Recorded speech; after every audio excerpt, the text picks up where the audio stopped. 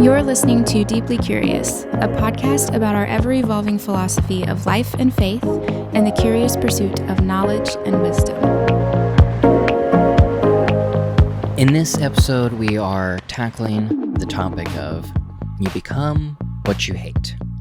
My name is Cody Jensen, and joining me, as always, is my partner in life, crime, and spending every dime, Sarah Jensen. Hello. I do spend every dime. So we're back. This is a first episode since basically the pandemic began. Yes. We're back with Deeply Curious. In this episode, like I said, we're going to talk about you become what you hate, because as the world events have revealed in the last 4 months, Everything is crazy. Everything is crazy. Yes. Expletive. Yes. Yes. Everything is cuss. Yes. We have a pandemic going on, an unprecedented event in the entire world of hundreds of thousands of people being infected and dying from a new disease. Yep. That we do not have a vaccine for. Hopefully you know about that. And after a brief moment of unity and love, It and was saying, nice. we're all in this together, and John Krasinski has given us some good news, and the world is at home laughing and enjoying Solidarity. the solidarity of all being in this together, to a major cultural moment of a police officer killing George Floyd, and it being filmed and spread across the globe to all of us sitting at home watching things. Yeah. And that moment pointed out to many, many, many people that the Nothing Black and is brown okay. community have not been lying. And it really illustrated the injustice of the system of which our country and our police are operating under. And that it evolved into a massive second wave of Black Lives Matter, Right. which Huge led movement. to our less than unifying president creating Nice way to say it. a culture war amongst races and a culture war amongst political beliefs in how we should handle hundreds of thousands of people dying from a virus. And for some reason, that can be politicized and created into a divisive culture of whether or not we should care, to essentially the exact same thing of lots of people unjustly dying and an argument over whether or not we should care. Yeah, it's obviously been a crazy year. First of all, somebody pointed out to me last week that the Australian wildfires were the year 2020, and Just that insane. blew my mind because I completely forgot, which also blows my mind how much is happening that you can forget that a whole country was on fire. Right. So there's that. But within all of this, the last 3.5 years is what I mean by this. Within all of this, it's become kind of apparent that, you start fighting fire with fire because, well, there's a lot of things that go into it. And so Go for it. I truly cannot make a statement that encompasses all of it. Right. But, you see things happening and it makes you so angry and upset. And it seems as if nothing good is working, right? So you meet fire with fire, but then you just become exactly what you're fighting. And I have just noticed it a lot. And it's very prevalent right now, obviously, because of everything going on. And it's just a little disheartening to see. I mean, I'm on the left. You know what I mean? I'm potentially more left than you are. At least in social issues, I'm very left. I was a Bernie supporter, if anybody needs to know. But I don't know. It's disheartening to see people who are fighting for good causes, for equality and for justice and, compassion toward other human beings, just turn around and totally tear a human being apart. Right. It seems so backwards and so hypocritical. And look, not that I'm saying sometimes it's not deserved, I mean, I like a good clapback. I think that sometimes people are just evil, and how do you fight that? Like, I don't know the answer to how to make it better. You know what I mean? And sometimes lashing out does feel like the only option. And I mean that in terms of, you know, a left person attacking a far right person or whatever, or like the president, or, you know, I understand that it can feel like, it feels helpless. Like, you just feel helpless a lot. But like, if you truly, I don't know, if you're standing for equality and justice and like compassion, then you have to catch yourself being uncompassionate. Or you become exactly what you hate. You become, you might be fighting different ideals. The far left versus the far right are clearly fighting for different ideals. But ultimately, it's the same action. And that action of hate, dehumanizing people, doesn't fix anything. Right. So I've just been noticing that a lot, and it's just bothering me. I guess. Right. So becoming what you hate. If somebody listens to what you just said and still is asking the question of, but what does that mean? Right. What does that mean? It means, so I guess I can give like an actual concrete example. It means cancel culture is wrong. It means the idea of, you know, far right politically, if we're talking politically, because this is all a political issue, right? The far right people are over here just spewing hate and bigotry and misogyny and racism, right? Not everyone, whatever, but the far right, everyone. So the president is saying awful things about people. Right. And then the far left over here is fighting for justice and fighting for equality and fighting for every human being to have equal opportunity. Right. That's good basic morals. Like, I believe in those. Right. But just totally calling someone terrible names because they stand for a bad idea, and like totally tearing down somebody because they stand for ideas that don't align with yours, I don't feel like is the way to fix it. Right. Like, if somebody doesn't agree with gay marriage or something, or transgender equality, the way to get them to change their mind is not to completely cancel them and call them terrible names and just totally destroy them. They're not going to change their mind because of that. They're not going to be like, oh, these people actually have a point.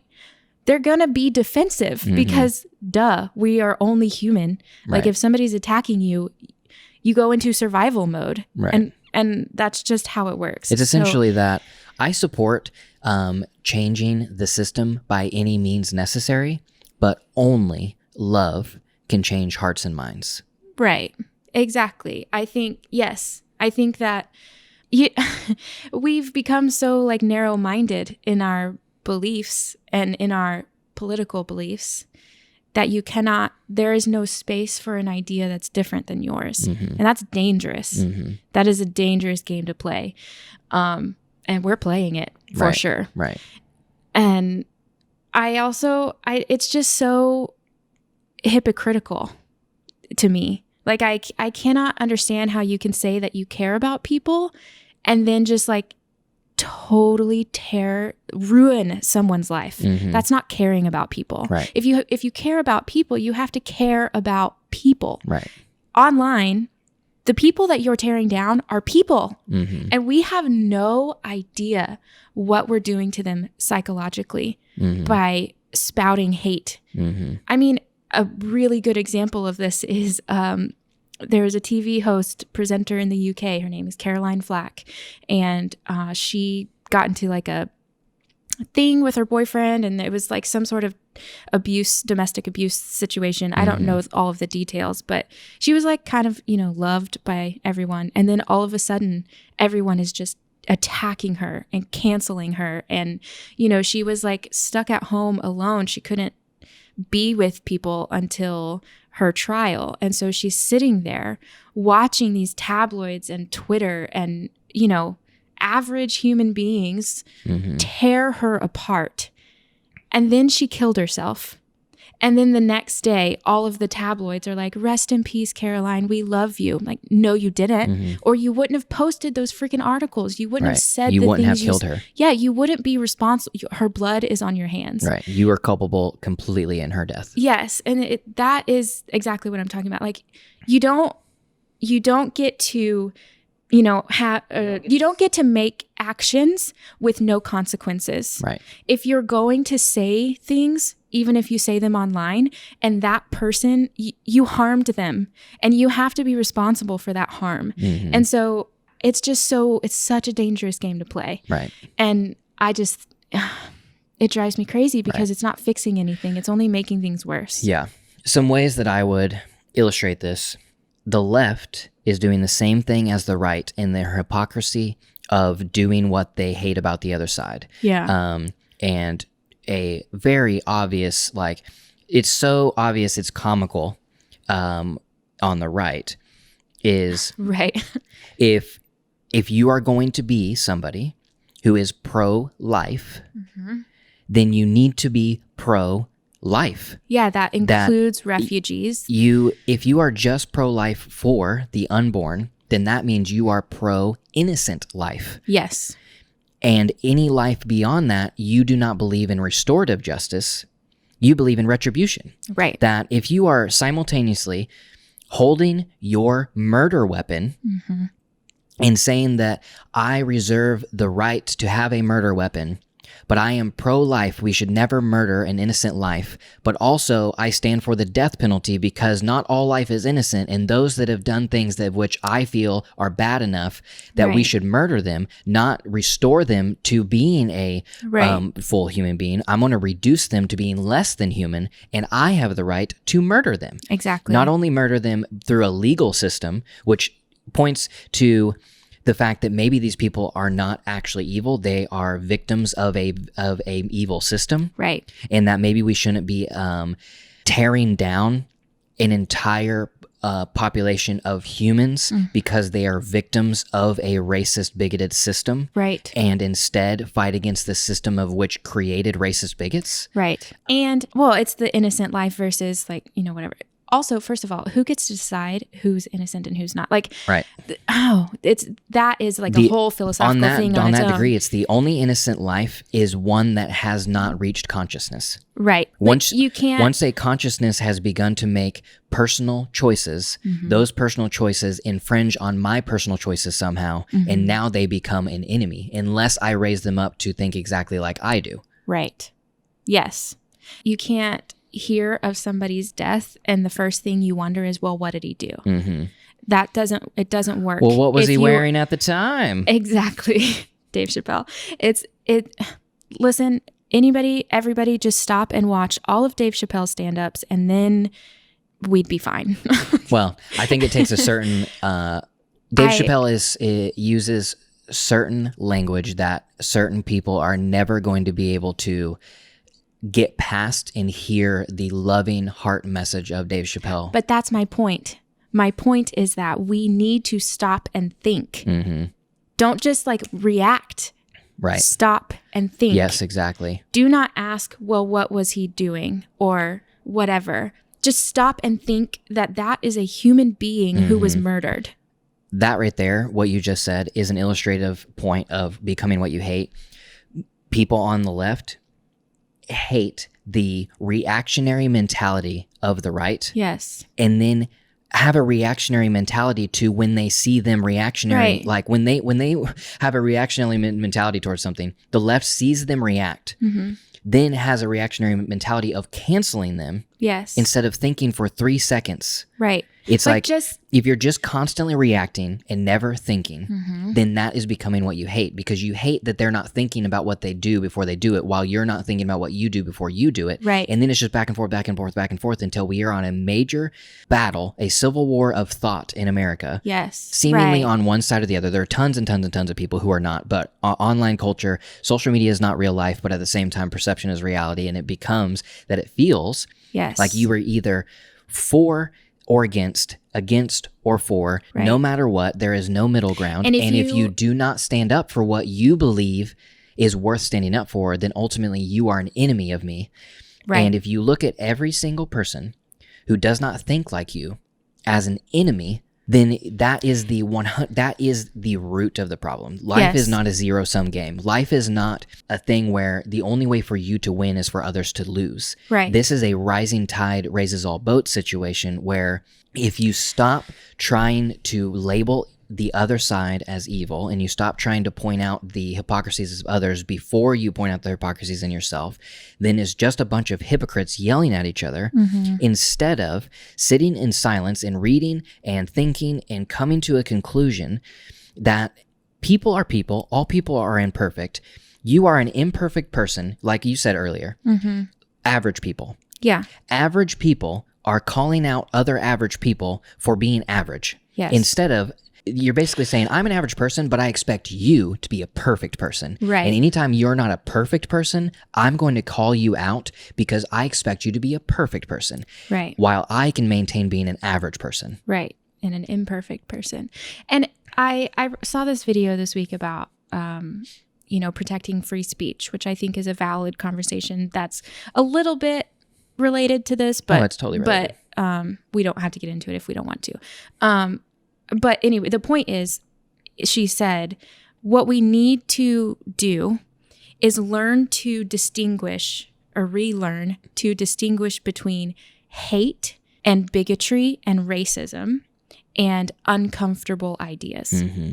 We need to be able to sit and decipher in our heart, why don't I like this? Or do I dislike it because it's wrong? Or do I dislike it because it's just different than me? Right. Because different than you is not bad. Right. I mean, there are 8 billion people on the planet. Different than you is inevitable. It has to be. And if we're not allowing ourselves to sit and contemplate with different ideas, whether we end up agreeing with them or not, we don't move forward. No. We regress. We do not progress. I mean, if you just look at all of the ideals that we hold right now, all of the ideals, particularly on the left, the equality and the justice or whatever, the people who spoke out on those things back in the day would have been canceled today. I mean, there's no room for outrageous or, just like way out there kind of ideas that are so opposite of the norm. There's no room for that anymore, so it seems. Right. And so people who spoke out, who changed the world, who changed culture, would be canceled today. And that is a huge risk that we are taking, because regardless of whether they are right, we need to let ideas form. Because if ideas don't form, then we don't change, and we have to change. It just is so crazy to me that we can't accept that like something might be different than us and not wrong. But that's where we have to get. And also, it might be wrong too, but it needs the chance to be wrong in order to be right. And they have the right to be wrong. Yeah. In the same way you have a right to be wrong, in the same way I have the right to be wrong. Zadie Smith says that I reserve the right to be wrong. Right. And that is something that I think we all need to take into account, is that if you believe that you should be allowed to make mistakes, yes, to speak recklessly, and to say some things that either are wrong now or maybe wrong in the future, and without the consequence of being destroyed as a human being, right, for having a thought that was, less than thought through, right, or fully thought through, but through the passage of time becomes a thought that is seen as outdated. Right. It's not going to be who you are anymore, because you were allowed to think through it. Exactly. It's I don't know. It's interesting that we don't know how to sit with that anymore. And it's like you can't be curious. Like, I mean, that's how ideas are formed. That's how wrong ideas are formed, is somebody going, I wonder if this works, and seeing if it works. And then I wonder if I'm better than Jews. Well, that's not quite what I meant, but it's just a curious mind trying to sift through everything that this world holds. And like, inevitably it will come to an incorrect conclusion on something, but that doesn't make them a bad person. I mean, in that joke example of talking about Hitler, obviously that's in like an extreme case of like what you could say, like why thoughts are dangerous. But I would use that as an argument of why the restriction of free speech is dangerous, because how many of the people who followed Hitler would not have followed Hitler if they felt as though they could speak out without dying against the nationalistic agenda, against blindly following a political party, and actually say, this is not right, this is not love, and I refuse to follow, I refuse to participate. But they were victims of a system of which did not allow them to speak out. Obviously, there were tons of people who fundamentally believed for sure in the message. But again, it's Hitler had his base. It's like the video I watched where she said, we have to learn how to decipher between hate and bigotry and an uncomfortable idea. That's it. But instead, we're just lumping it all together, and it's not the same thing, you know? A small example, or I guess maybe a petty example, but you know, it's culturally acceptable to drink like 12 cups of coffee a day, even though it's a drug, right? But like somebody overdoses and all of a sudden we're judging them for not being able to control themselves. Like, who are you to have the right to tell them what is right or wrong, or what, you know what I mean? They're just as broken as you are. You just have a different drug of choice. Like, it's not, you know, it's just so. Yeah. I mean, it's like if you are medically obese, you have a self-control issue. If you have a closet jam-packed full of clothes you don't need, you have a self-control issue. Like, I have self-control issues. I mean, everybody has self-control issues, but some people's are culturally acceptable. And it's okay to fall into a materialistic, conspicuous consumption society where you buy things to make you feel better, where you buy things to show others that you have money or that you have style, or, you know, et cetera, et cetera. It doesn't make you healthy. It doesn't make you healthy. It also doesn't make what you do right. Because what you are doing is actually causing suffering in the world by not paying attention to the effects of your life choices. You said, well, this doesn't, me buying all of these things does not affect anything except for myself and my pocketbook. But who made it? Who is suffering because it costs that much? Like, why were you able to afford it? Why were you able to fill your entire closet with cheaply made clothes? Because there is somebody in the world who is suffering at the hand of your consumption habits. So you are causing suffering in the world that is acceptable in America. It's like fully acceptable in America for you to cause suffering in that way, in the same way that it's fully acceptable for Jeff Bezos to rise to the top of the financial world. The society at large does not call him evil, even though I call him evil, because his actions cause way more suffering in the world than almost anybody I could think of. Because if you look at the evil that starts, you know, with his own employees and then breaks down, you know, all the way down the chain to who is making these cheaply made products, et cetera, how much global suffering is at the hand of a man who believes that the ultimate purpose in life is to make money. His God is money. Whenever you serve the God of money, you create suffering because of it. And that is our broken world. Humans are the cause of all suffering in the world, including you, including me. I cause suffering because I do not think about all of my actions and how they affect all other people. So it is hypocritical for any of us to look at others and say, you're not perfect.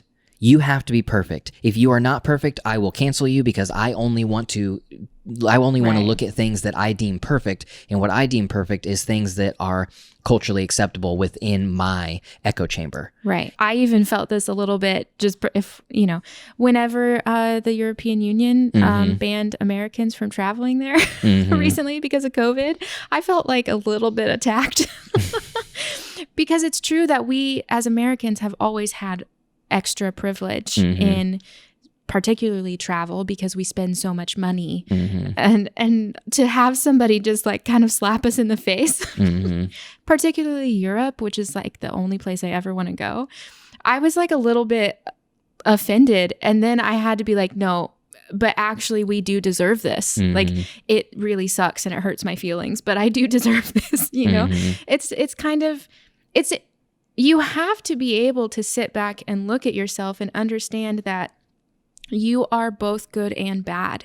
And I kind of always say like, we should always stop and ask ourselves why we're doing what we're doing. Like why, not what are you doing or, whatever, but like deeper than that. Just what is your actual motivation for attacking somebody online? What is your actual motivation for not speaking to a family member because they disagree with your political views? Sometimes it's justified.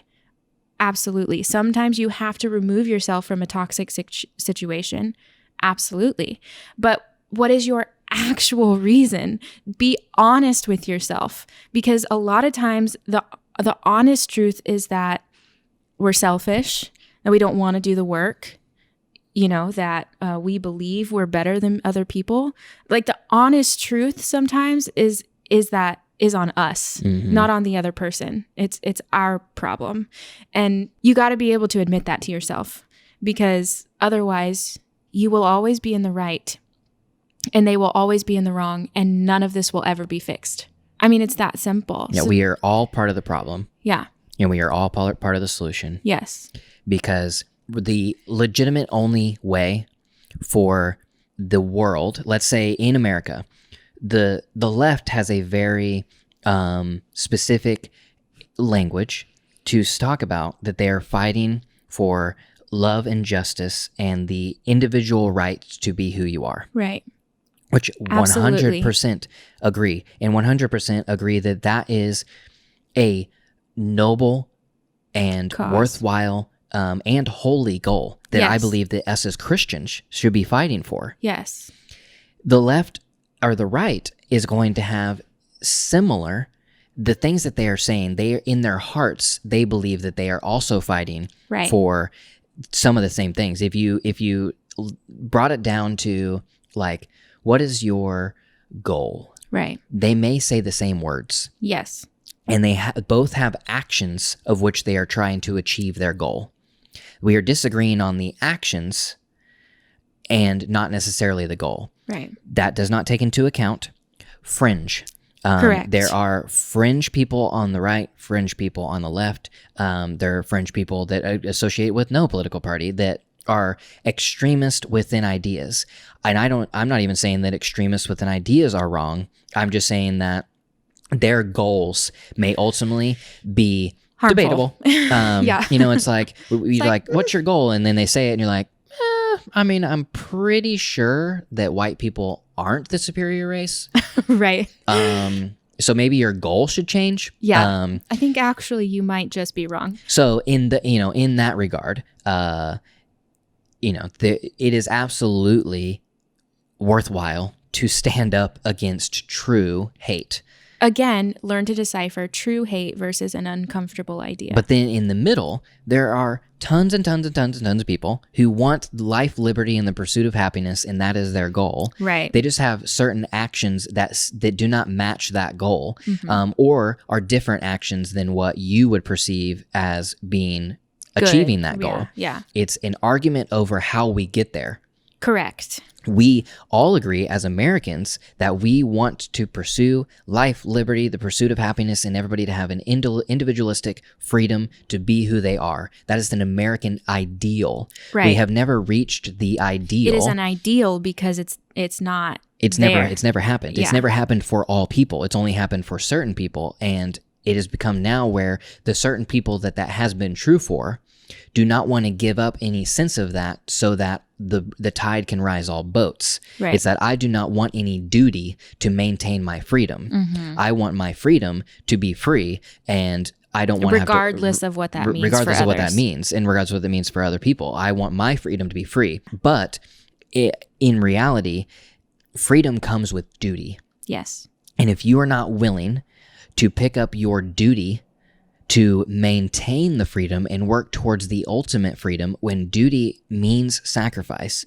duty means that you're going to control yourself so that yourself does not take over what matters, because ultimately the self that you operate out of has evil desires, because that's human nature. We want what is ours. We want to do what is best for us. And if you feel as though your initial reaction is the true reaction and that is the thing you should follow, then you're going to follow that to an individualistic ideal that your personal freedoms and desires are ultimately the only thing that matters. Right. They're more important than this person's. And that's like a Jeff Bezos, right? Who he follows his own personal agenda to what end? Right. To the suffering of thousands and thousands and thousands of people. Right. Versus somebody who appears to me to embody, at least in part, the opposite of that. Yeah. Is Bill Gates. Yes. In the fact that he was the richest man in the world, realized that money does not mean anything if you do not do something with it. And also that the way I make my money is as important as what I do with my money. Right. So reduce the amount of suffering that is caused by the money I am making. Right. 2, if I have this much money, I have a duty and a responsibility to the world to bring about the ideals right. of an ideal world, which is to eliminate suffering. And so he's on a mission to do that. In the ultimate reality, the only way to eliminate suffering is to eliminate humans. Right. Because humans are the cause of all suffering in the world. Right. So if all humans disappeared, essentially suffering would end. Correct. That can't happen. So that gets me to my point, that we are both good and evil. Right. The only way to affect change in the world on a legitimate, long-lasting basis is... And again, this points to how you can be both good and evil, is to take a look at yourself and make a change. Michael Jackson said that. Right. Michael Jackson is both good and evil. Right. Not only just because he's human, which makes him good and evil, but he has evil accusations, or he has accusations of him being evil. Right. But that doesn't mean that he didn't also do beautiful and great things. Right. And say things that are ultimately point to the truth of everything, that... The only way to affect change is to take a look in the mirror and make the change. Right. Is to change yourself before you ask anybody else to change, which obviously goes into, not obviously, but it makes me think about the Christian Jesus parable of before you point out a splinter in somebody else's eye, take a look in the mirror and make sure you don't have a plank in your own. Right.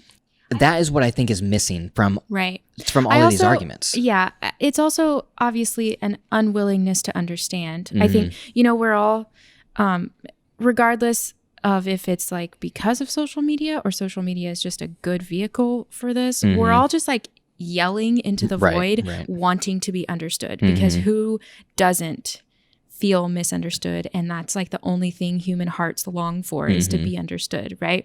So we're all just like shouting, hoping somebody understands us, and not shutting our mouth and trying to understand someone else. So first of all, you have everyone shouting to be understood and nobody understanding. It's not going to work, you have to like pause and think about the fact that this is a human being who has a complex life experience that definitely informed who they are now, and it definitely informed their opinions. And of course, some people are going to go through psychological trauma and hurt and come out broken and worse. And some are going to come out resilient, and that's wonderful. Like, it's inspirational to see resilience. But you also have to understand that like empathy is needed, even if you disagree with them vehemently on their actions. And, but like I can look at experiences of people or I can look at people who I do not agree with one bit, but I truly feel like I have gotten to a point where I don't really judge, because I understand that they had a terrible childhood, or, you know what I mean? Like, it's just, you have to consider people in the full scope of people. Like, right. They are not just a brain or a body or a heart or a soul. They are all things combined. And people punch those things and it hurts. And sometimes it bleeds forever. Sometimes the wound is never healed. And you have to understand that. It doesn't make what they're doing right, and it doesn't excuse their actions, but it makes them human. Mm-hmm. And like, we can all relate to being human. Mm-hmm. So I just think, like, if you just pause and think and just try to understand a human being for a human being, understand that they have a complex life and internal narrative just like you do. And then you can move forward with a little bit more empathy, I don't know. Right. We are imperfect people saying imperfect things on a journey trying to create a perfect world. Yeah. And because nobody as of yet has lived a perfect life, right, there is not a single person who is safe from being canceled if we follow a cultural trend of believing that people are their worst mistakes. Right. Or that we follow the cultural trend of believing that a different thought than you is a mistake.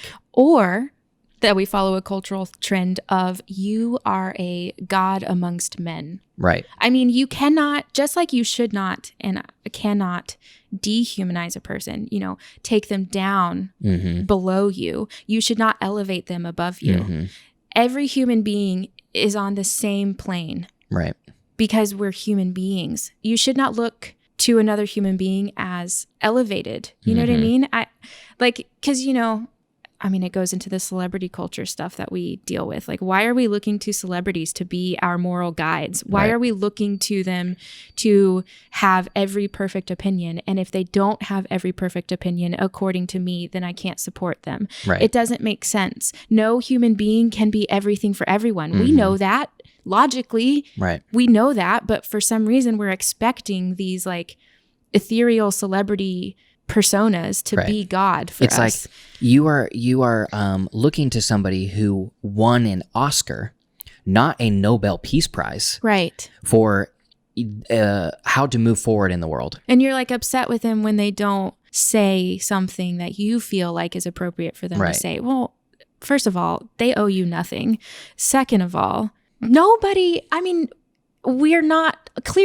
all kind of grappling with this year. We're all sort of like, well, I don't really know how to move forward. I'm going to take my best guess, though.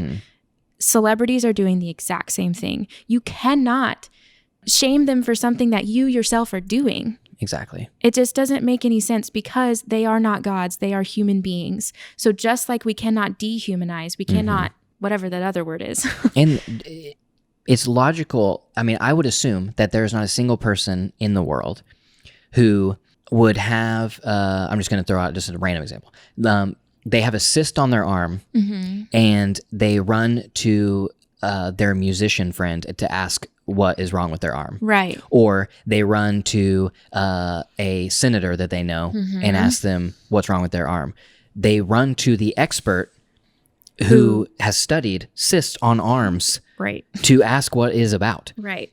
In the same way, we obviously realize that somebody who is on TV doesn't mean that they're smart. We have a president who very clearly illustrates that. Right. That just because you are on TV doesn't make you smart. And also just because you're rich doesn't make you smart. And just because you are rich and a celebrity and smart doesn't mean that that person holds the moral high ground in all areas. Right. Like they're just an imperfect human who is looking to move forward in the world and is trying to affect change in the best way they can.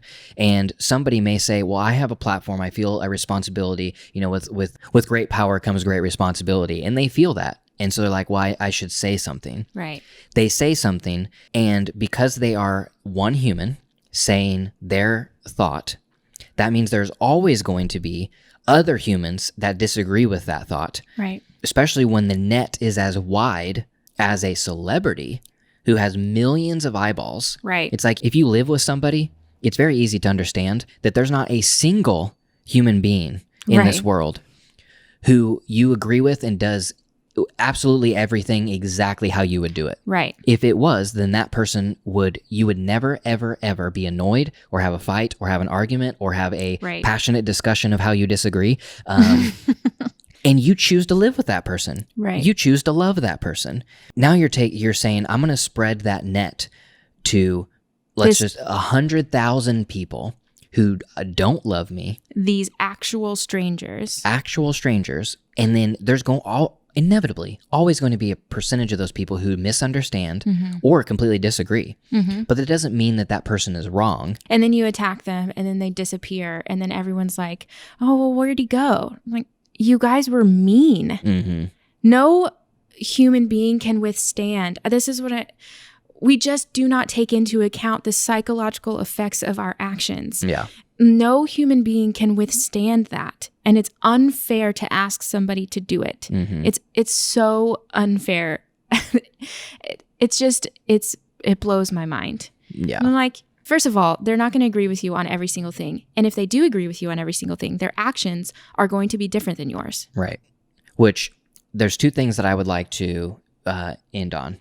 One, if you are more worried about saying the right thing than doing the right thing, then you need to check your motives. Because your motives in saying the right thing lead you to becoming what you hate.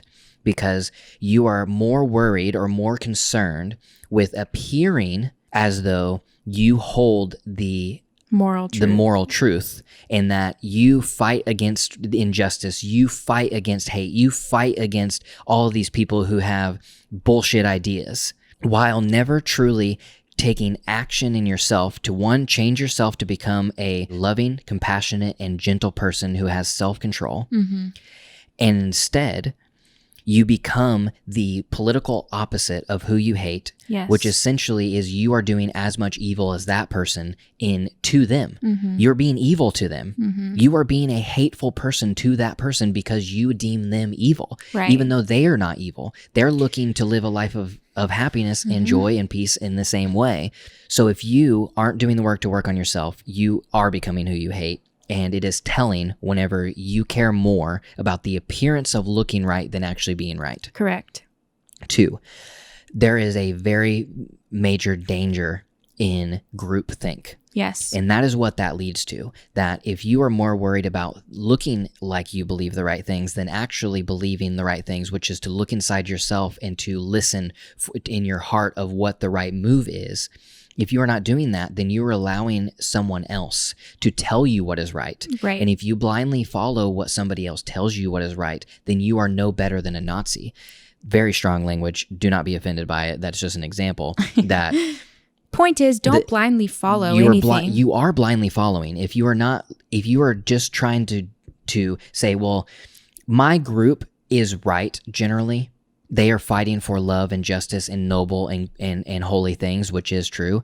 If you blindly follow everything that group does without ever checking yourself, and you are just repeating actions, you're falling into groupthink in the same way that the other side is falling into groupthink. Right. That if you fall into, believing in pro-life or gun control or this, then you follow under the umbrella of the right. And now you have to stand up and say, Trump is a good person and we should vote him back in because he stands for these things, when ultimately he's a terrible person. Is, I believe, a terrible person, but that doesn't even matter. He has the right to be a terrible person. What he doesn't is have the right to be a terrible president. Right. We have elected him to represent the American people, and he is representing a very, very small segment of American people. And he's using the system that we have that is obviously broken.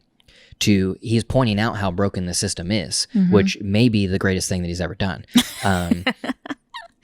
But the point of groupthink, I'm gonna end with a story. I heard this on a podcast years ago. I can't cite the source because I don't remember, but I remember the story, which is the power of story. In a conference scenario, let's say there's a room of 10,000 people, and somebody gets on stage, and it's a facilitator, and they say, in this activity, I'm going to write down a color on a piece of paper. I'm going to put it in an envelope. I'm going to seal it. I'm going to set it right here. Okay, now I want each and every single one of you in this room to get in groups of 3. Within your group of 3, I want you to tell each other what your favorite color is. Each person names their favorite color.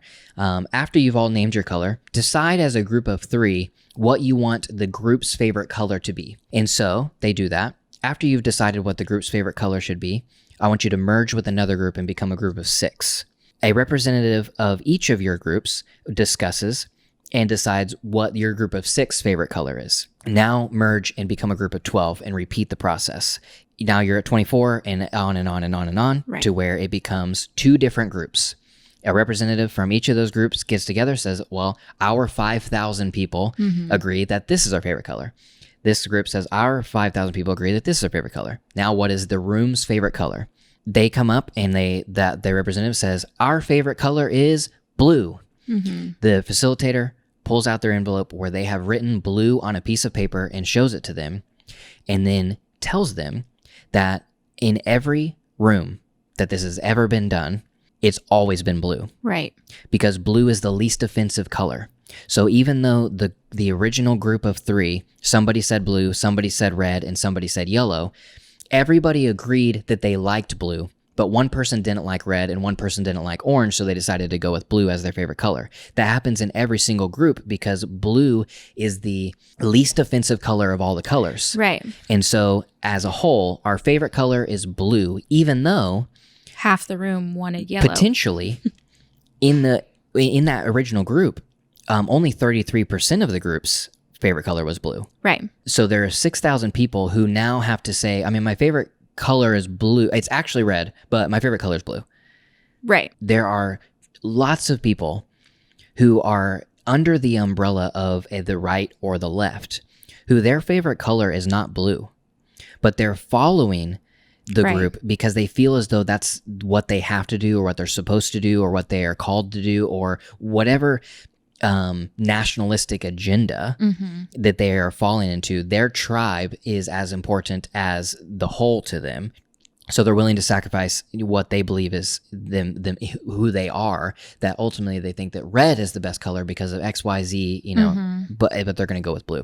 I hope I said that in a way that made sense, because like I said, I heard that years ago, but that to me illustrates the danger in not looking at yourself and sitting in quiet contemplation and listening for what you feel your heart is saying instead of reading what your tribe is saying, then you will always follow what the tribe is saying, even though you don't actually know if it is right or wrong, or if there is a right or wrong. It's just a way. It may be a way to finding an ideal, and the other person may have a way to finding an ideal.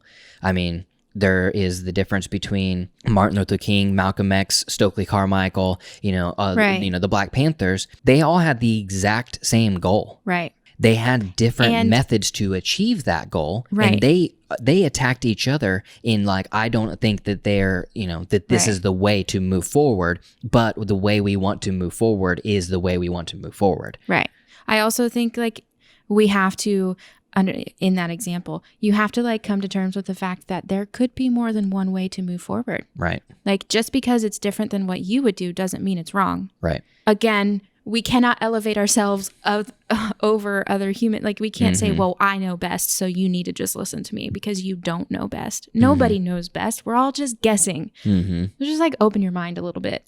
And then truly consider why you're doing what you're doing. What are your actions and why are you making them? And just don't become what you hate. Because all people are wanting to move forward in a world with less suffering. And ultimately, we all want to move into a world with no suffering. But because we have never lived in a time period ever where we do not have suffering, that means we do not actually know at all how to do it. And I personally, as a Christian, have, through my life experience and my family of origin and my, et cetera, I have lots of book and experiential knowledge that have led me to believe that specifically the way and words of Jesus are the way to move forward. But there's absolutely no way for me to know if that's right. Right. That is faith. It's just an idea. That is, I believe it is the way forward, but I do not know it's the way forward. So because I can't have certainty in it, that means that I can't hate someone for not believing it, for thinking differently. Because unless I believe with absolute certainty that I am right, then I can't harm others because of it. Right. Which is why certainty itself is the root of all evil, I think. Yeah. Doubt is, what's the quote? It's like, doubt is not the something. Certainty is, because certainty starts wars. Right. And when you think about it, that, I wish I remembered the whole quote, but certainty is what starts wars. Right. So, it is why the right attack, and it is why the left are attacking. Certainty. Because they are certain they are right. And I just feel like you should maybe admit that you're only human. The Christian Crusades, they were certain they were right. Right. They murdered people. Right. Murdered. They were clearly not right. They're supposed to be Christ-following Christians that are spreading the good news of the gospel, which is love and no suffering. Right. And they're killing people. And killing people. That's because they became what they hate. Right. They thought they were so right, so certain in how right they were, that they became exactly what they were fighting. Which is what the right and the left are doing. And have been doing. Right. And now it is happening on the left too. And it's not going to fix anything. Right. So, that's it. That's really everything I've been thinking. I do want to say, if anything offended you, I apologize. But I still believe it. So, but I'm not trying to offend anybody. Right. Like it's hard because you can't sit down with every single person and have this conversation. Right. It's much easier one-on-one. I wish it didn't have to be like a podcast form, but the goal is never our goal. Is never to offend anyone. Right. Like the purpose of the speech is to not offend. Just to present an idea. But. And my opinion. Because we are speaking opinion. Right. It will inherently offend someone because our opinion will be different than yours. Right. But just because you are offended doesn't mean that you are right. Right. It just means you are offended. Right. And just because you're offended doesn't mean that I'm right either. Right. That's what I was about to say. I'm committed to understanding you, so please be committed to understanding where I'm coming from. That's all. Right. It's not, you don't have to agree. Right. And everybody, but that doesn't make us. This is a different conversation, but I do love this kind of thought. Just because you have absolutely every right to be offended. But what responsibility do I have in participating in your offense? Right. If you're offended, you have every right to be offended. Right. But that doesn't mean that you have a right to ask me to not offend you. Right. You clicked on this podcast. Right. So just don't listen again. That gets into the conversation, particularly a good example of stand-up comedy and like what is acceptable. And, but again, that's a totally different conversation. It is a totally different conversation, but it goes to the fact that you made a choice to listen to this. You made a choice to click on something on Netflix. You made a choice to open the book. You made a choice to consume something. If something that you made a choice to consume offends you, then that isn't on the person that offended you. Right. You made the choice to do that. I think what that means is that not every person is ready to hear everything. Right. But our culture is so information heavy now, and everything is just available at the tip of our fingers that we don't really consider, am I ready to know or have this discussion? Like, that takes a lot of self-awareness too, though. Like to know that, like we were talking about this recently about poetry, because I read a lot of poetry, especially recently, and I don't understand every bit of it, but I intellectually understand that I don't intellectually understand it. It doesn't mean I don't like the poem or that I just dismiss it. Mm-hmm. I know that I'm missing it on some sort of level. Right. And so or that you're offended by it because it says cock 30 times. Sometimes the stuff I read does have some strong language, but I keep reading it because I know it's particularly Allen Ginsberg, if we want to, Right. he That uses, was my reference. Yeah, he uses a lot of, bodily terms Mm-hmm. and functions. But in the same way that But we were it's- talking about earlier with Dave Chappelle, Yeah, they may be using language that offends you right. to speak to something that is beautiful. Right. And it is beautiful And you have because to it be is able- the truth of their experience, or they are pointing out the beauty of grief and gratitude living in the same person. For sure. And you have to be able to decipher that. You have to be able to sift through, the surface level of things. Right.